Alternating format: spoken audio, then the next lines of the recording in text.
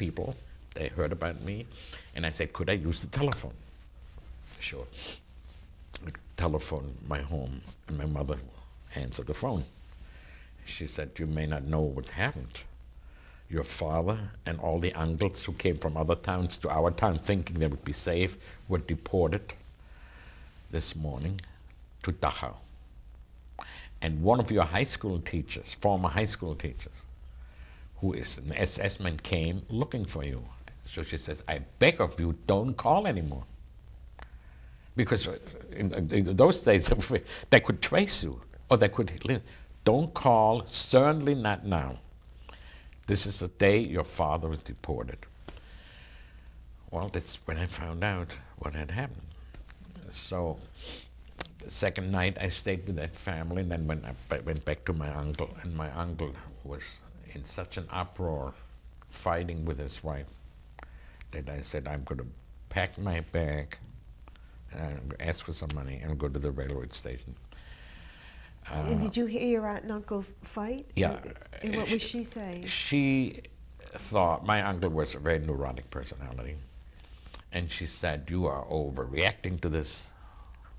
What's wrong with this? You're crazy. I always said you're nuts. And I said, I don't need that.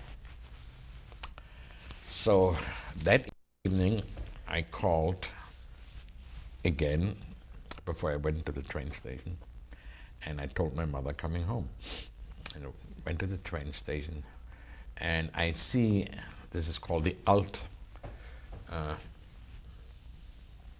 Wertheimer railroad station, famous railroad station in Berlin. I see on the track across on the platform, men standing there, shaving heads. I said to myself, what the heck is this? No idea that this... How many men do you know? 10, 20. And there were guards, there were police guards there. And I said, what is this? And then it sort of dawned there could be something happened. I connected the synagogue with this. And I got on the train. That's a 10-hour train ride. And I don't know if I had anything to drink along, but I looked out all night long. I looked out of the window so that people sitting in the same compartment looking at me, I wouldn't have to face being questioned. I don't know if I slept, but I know I was dazed. I was terribly upset. And were there any Nazi guards on the train? No, there was no check, there was nothing. And I got to my hometown. I walked home, and then my mother was telling me how all the relatives, everybody was taken, and that they were looking for me, because I was, by that time, 1938, I was 16. And had your town changed since you left? No, nothing had changed, but I tell you, I didn't go to the synagogue in my town was destroyed, but this was not the topic. But I got there. The number one topic was that the men were taken to a camp, and tomorrow or the next day, whatever, that some are being shipped back in to be buried in caskets. Did you know the name of the camp? Of course, it was one was a friend of mine, yeah. And that they were looking for a minion at the cemetery. Well, by that time I understood what happened, but I still was trying to grasp. And I went to that funeral service in the cemetery, and the cantor said, look, we can't talk very long, but this man was killed. And we don't want to discuss it. We just want to say our prayers, say our Kaddish, and then go home. I think my father was one of the first who was released about a week later. And I remember very vividly when he came home, he was a broken man. Mind you, I only came home maybe a week or so before, and he came home, and I've never seen my father cry. I've never seen him down, and it was pathetic. And it was then that the whole family says, yes, I think the time has come to look. Mind you, that was maybe early in December first week of December of 1938. So the question is, what are we going to do? My mother wanted to go to Palestine. My mother was a dyed-in-the-wool Zionist from her childhood in Strasbourg. My mother was born in the Alsace-Lorraine, where I had, in those days and still today, family. And my mother was very Zionistically, how should I say, inclined and a believer in the pioneer spirit from her young years on. And there was always fights, more or less like joking in the family. Let her go to Israel, let her go to Palestine. We Germans, we stay here. We'll make an extrapolation of it. Going to Israel was not a possibility, although in my town, many families had already, believe it or not, gone to Israel. Relatives of mine had gone to Shabbat Zion in Israel. We were the founders of that in 1937 already. So the question is, can we go to America? Yes. So with great hesitation, I shouldn't say hesitation now, it was with great hope and expectation we went to Stuttgart. I had a lot of relatives in the area around Stuttgart. You must have felt a relief. Oh, by that time it was a relief. And then seeing our relatives who were encouraging us, you got to leave and so forth. As I say, most of them went, a lot of my relatives, and even friends from my hometown went to Israel.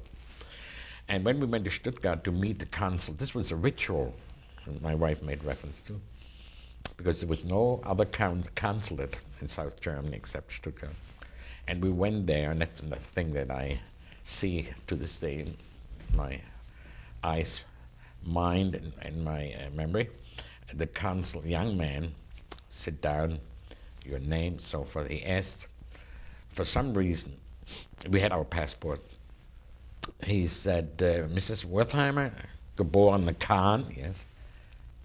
You were born in Strasbourg? And I said, of course. He says, by American law, Strasbourg is French. You're a French woman. And my mother looked at my father.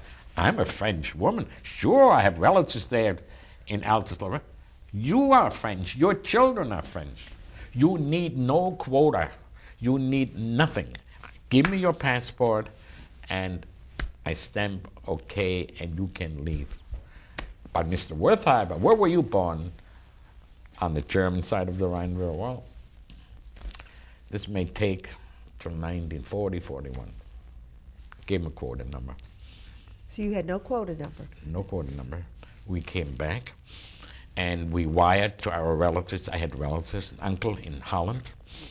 Within maybe a week, my sister and I got everything together. We called our relatives in England. My Berlin relatives, the other uncles in Berlin had already moved to England. And my relatives, uncle and two children, a little older than I am, in Rotterdam said, of course, you can come 1 night, 2 nights, anytime. My sister and I got on a train. I went to Rotterdam. And your mother wasn't with you? No. My She mother would stayed with her husband. Okay. And we stayed 2 nights, and the next morning we took the boat across the channel and went to live with my uncle and my aunt. In England? In London, London. yeah. My father, because he had excellent relationship with clients, Jewish clients, who had businesses or had accounts in Switzerland, my father had absolutely no difficulty getting a temporary visa to go to Switzerland, to Basel. And my mother went with him, and so did the grandmother of mine. And I still have the permit which says the temporary permit has to be renewed. Well, my mother, by that time they realized the war, Hitler had already marched into Poland, the war was on, World War was on. So my mother left her mother and her husband in Basel, in Switzerland.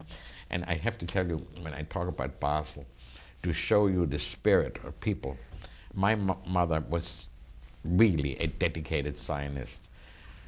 In August of 1937, it was the 40th anniversary, I should look at my watch too, the 40th anniversary of the first Zionist Congress in Basel.